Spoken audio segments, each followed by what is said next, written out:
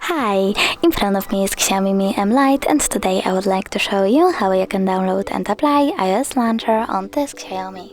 First of all, go into Play Store, sorry misclick, and over here you need to type iOS launcher.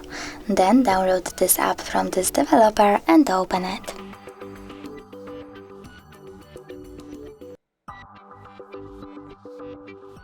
Now tap Allow and click Home button. Select Remember My Choice over here and tap on iOS launcher. Then click Got it. As you can see, Apple layout was applied successfully on my device. Thanks so much for watching. If you enjoyed this video, don't forget to leave a like, comment and subscribe. Bye!